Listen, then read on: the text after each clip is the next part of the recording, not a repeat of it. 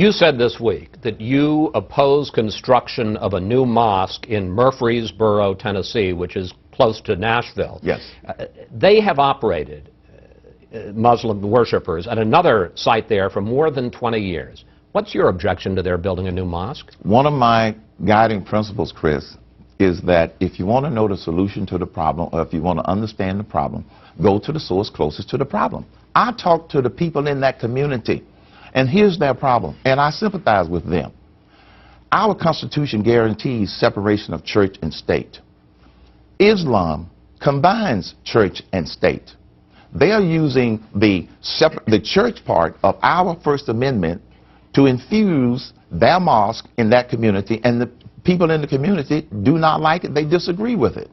Sharia law is what they're trying to infuse into our... But wait a minute. Are you saying that we should ban all Muslims from worshiping in this country? No, I did not say that, I know. I'm asking I'm not saying that. What I'm saying is American laws in American courts. That's what the people of Murfreesboro are saying. That's what people are saying all over this country. Isn't gonna...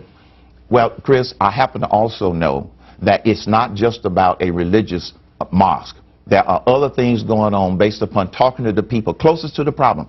It's not just a mosque for religious purposes. This is what the people are objecting to. But I mean, they held a couple of rallies in 2009 and last year to support the Palestinians, including Hamas, in Gaza. This has gone to a county judge who says the people, he says that there may be a question about the open meetings rule, right. But he said that the people who have brought suit to try to stop this mosque haven't been heard, and that they have a right to build a mosque.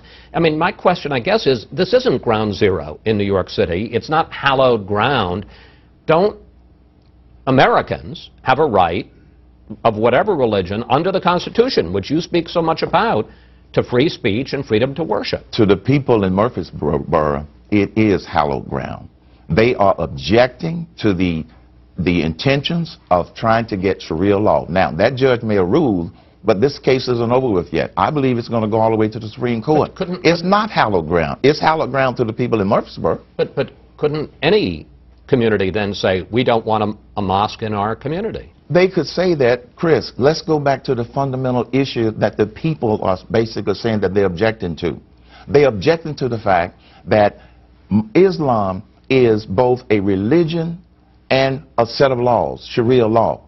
That's the difference between any one of our other traditional religions where it's just about religious purposes. The people in the community know best, and I happen to side with the people in the community. So you're saying any community, if they want to ban a mosque? Yes, they have the right to do that.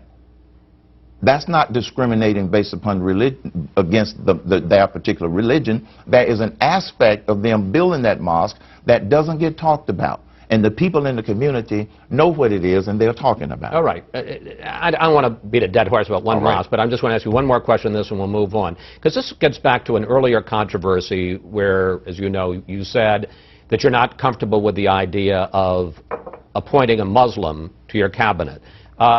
As someone who I'm sure faced prejudice growing up, yes, in the 50s and 60s, how do you respond to those who say you're doing the same thing? I tell them that that's absolutely not true, because it is absolutely totally different. I grew up, like you said, in the 50s and the 60s. I grew up before the Civil Rights Movement, during the Civil Rights Movement, and after the Civil Rights Movement. I went into corporate America when the openness to putting blacks and minorities in corporations, and I was able to move up the corporate ladder. We had some laws that were restricting people because of their color and because of their color only. That's what that situation was. But aren't you willing to restrict people because of their religion? I'm willing to take a harder look at people that might be terrorists. That's what I'm saying. Look, I know that there's a peaceful group of Muslims in this country.